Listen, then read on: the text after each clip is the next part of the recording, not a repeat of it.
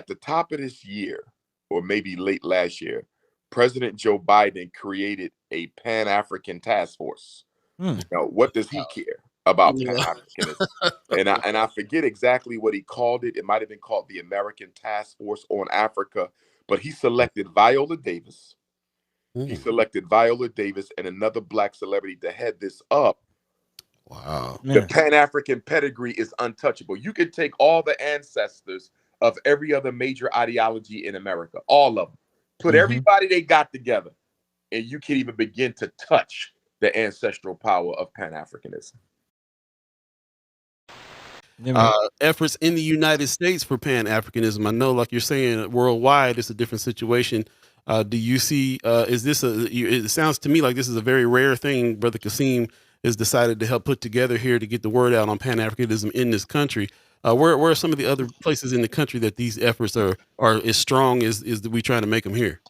Well, you have a lot of Pan-Africanist organizations in the United States, but the challenge that Pan-Africanism has had, especially in the post-Honorable Marcus Garvey era, and I would say in the post-Kwame Ture Stokely Carmichael era, because he probably would have been the latest, most significant Pan-Africanist to join the ancestors.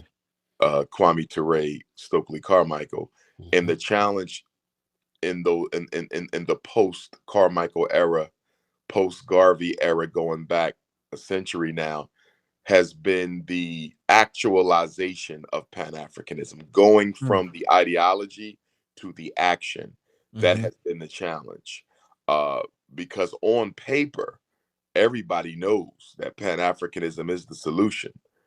It's the only thing that the Caucasian has even admitted to being the threat to his global agenda. There was a security memorandum that was put out by the State Department maybe in the 80s or the 90s, and it specifically stated that the only threat to American global interests and its international agenda was the unification, politically and economically, of American Africans and continental Africans. They put it in plain black and white.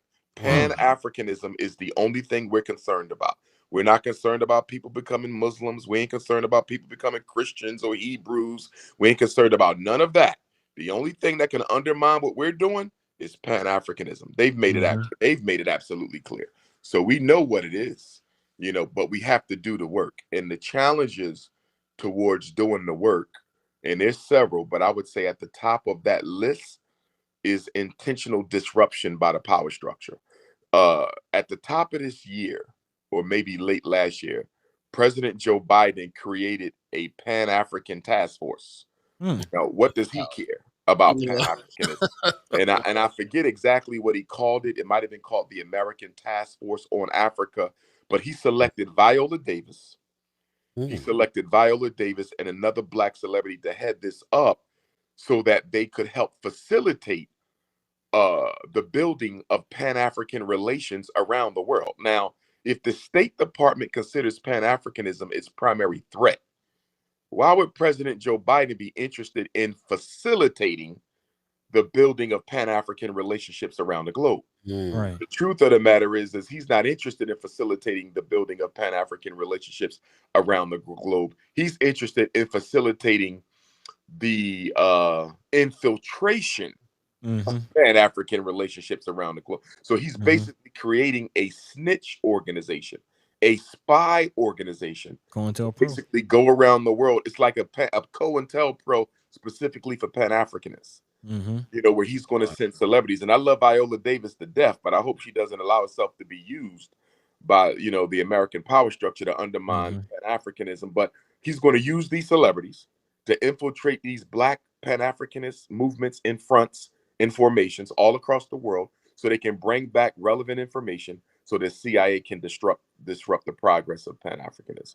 Man, Tony Johnson in the chat is saying it's called President's Advisory Council on African Diaspora Engagement in the United States. That's exactly what it is. I actually heard about that not too long ago. Somebody was telling me about that. They got a brother who's a part of the State Department. He's actually over in Africa right now, supposed to be speaking on some disruption and some what's the word I'm looking for? Dysfunction really going on in Ethiopia, I believe. He used to be with the military, but yeah, he's supposed to be a brother that's part of this group that's going speaking on behalf of America as a black face in Africa. But again, Oh. Yeah, remember what J. Edgar Hoover said in the famous COINTELPRO memorandum after he spoke to the need to prevent the rise of a black messiah that could yep. unify and electrify the militant black nationalist movement. And mind you, in that time, Pan-Africanism was called black nationalism because the white man didn't understand the difference. Mm. And of course, the main difference being that black nationalism is domestic and local, Mm-hmm. Pan-Africanism is global. The original black nationalism is Pan-Africanism, and that's why we call it revolutionary Pan-African nationalism. But after Marcus Garvey's deportation, many of those who were Pan-Africanists, with the loss of Garvey's influence in America, our nationalism got reduced to only being concerned about what happens in America. Mm. That was a takeaway. If you go back and you look at the original philosophy of Pan-Africanism, which was born in America, it was not born in Africa, nor was Pan-Africanism born in the Caribbean. Some people are under the belief that the first gathering, Pan-African gathering, was Henry Sylvester Williams, who was a Trinidadian uh, attorney. He convened the Pan-African Conference in 1900 in London. And Booker T. Washington, who was a good friend of his, was supposed to be there, but he couldn't make it. A lot of people don't know that Booker T. Washington was also a Pan-Africanist. He was supposed to present at the first Pan-African Conference, but Anna Julia Cooper was there. Anna Julia Cooper is probably the most significant Pan-Africanist female we've had in this country. She's one of the first black women to get a PhD, one of the first black female principals in America. She was also one of the first blacks to graduate from the Sorbonne in Paris. Wow. A very significant sister, and her works are now only recently being rediscovered. So she predates Amy Ashwood Garvey. She predates Amy Jakes Garvey. She predates a lot of the Pan-African sisters. But the point that I want to make is the first conference to gather Pan-Africanists was right here in Chicago. And it was the Chicago Conference on Africa, which was convened in 1895, I want to say. It could have been 1894, but I think it was 1895, the same year that the Honorable Frederick Douglass transitioned. But that was the first gathering for Pan-Africanism in the world. It wasn't 1900 in London. And it was Alexander Crummell, Pan-Africanist Alexander Crummell, who was W.E.B. Du Bois' early mentor. In fact, when Alexander Crummell transitioned, it was W.E.B. Du Bois who did his eulogy. He was his early mentor. And that's how we know that W.E.B. Du Bois' differences with the most honorable Marcus Garvey was not ideological. It was envy. It wasn't ideology. It was envy.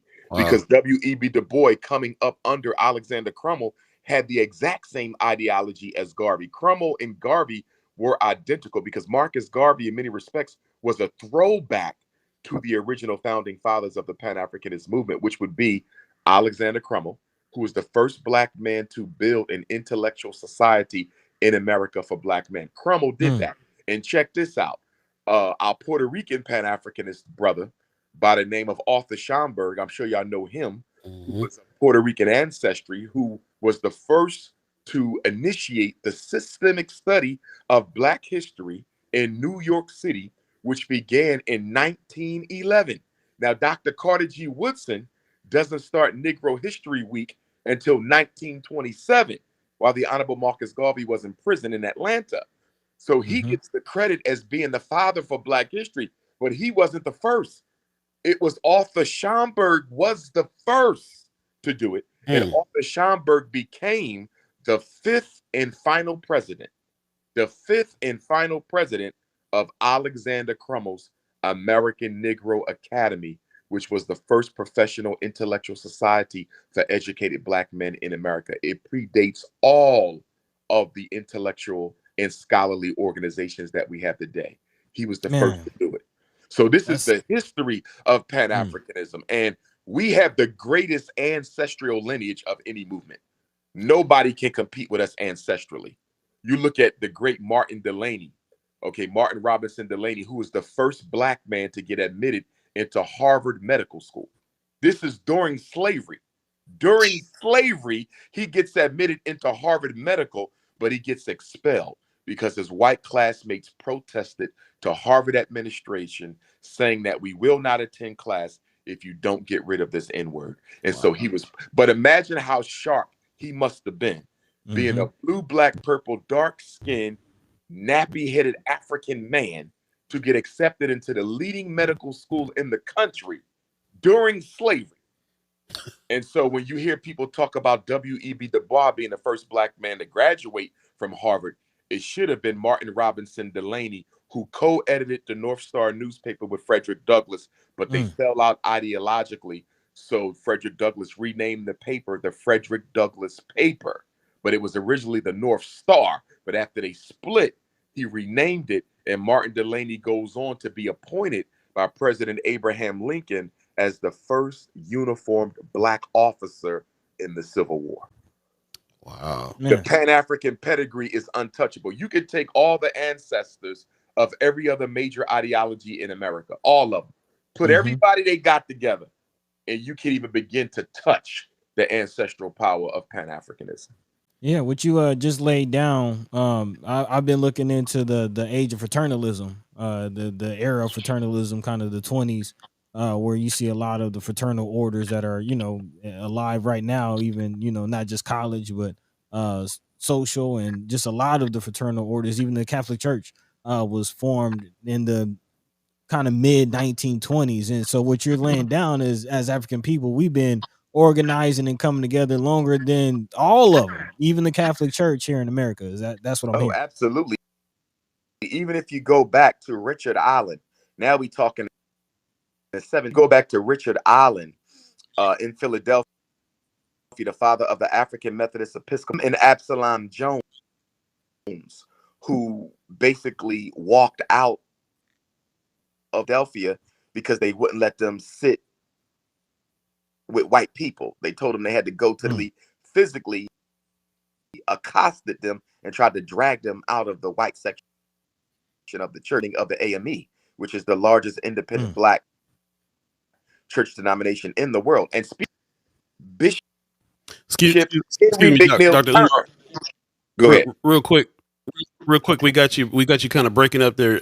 I think if you're on your phone, if there's other windows or something going on your phone, if you can close some things down on there, because now the internet's kind of got you jumping around there. We can't understand half of what you're saying right now. Oh, I'm not sure why. This happened recently, yeah. Okay, I have all my bars. I'm in a hotel, so Wi-Fi acting up, so I can't jump on there.